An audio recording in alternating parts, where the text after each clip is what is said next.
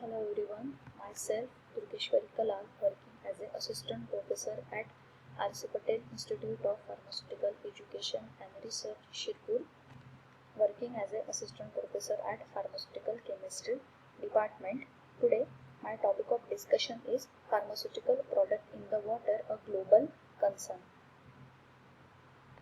In first week, I talk about the pharmaceutical and personal care products as a pollutants, means how the pharmaceutical and personal care product affects our environment sustainability. So today I talk about the pharmaceuticals in the water, a global concern. So let's start. So pollutants are showing up in many waterways since the 1970s. So here the pollutants are found into the streams, riverways, oceans, lakes and water treatment plants. Wide variety of drugs are polluting the water supply. As these drugs are gained into the water, so this ultimately polluting our water supply. So what types of drugs are found into the water supply? Wide assortment of drug classification, over-the-counter drugs, prescription drugs, controlled substances such as morphine and codeine. These drugs are regulated and rated by the federal government by their potential for abuse.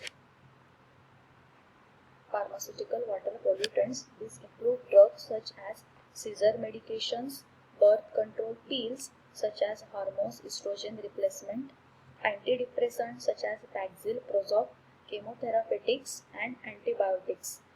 These pharmaceuticals are ultimately affecting our water supply. Also, these are acts as a pharmaceutical water pollutants.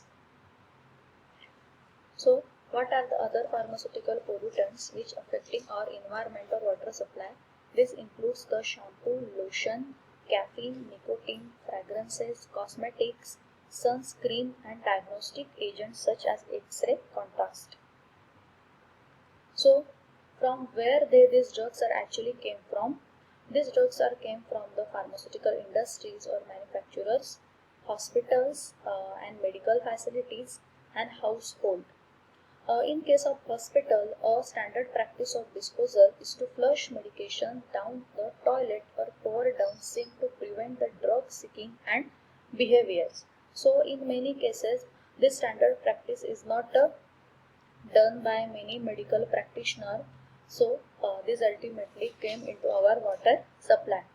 In case of household, at home the unused and unwanted quantities are directly flushed. So, how these personal care and pharmaceutical products are entered into the environment?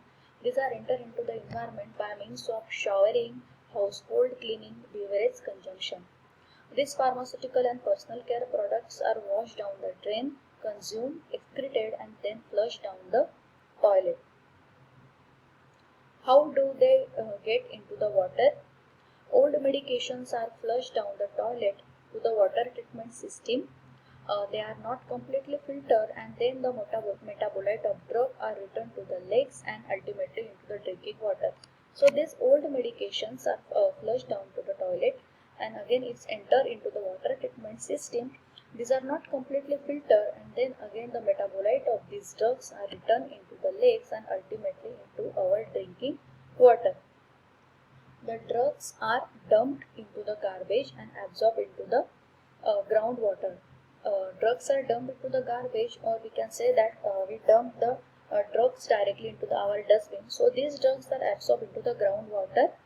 In case of animal receive treatment, the drug is excreted by the animals and again absorbed via the groundwater. So then we'll see that how these pharmaceuticals or drug affects our aquatic life or fishes.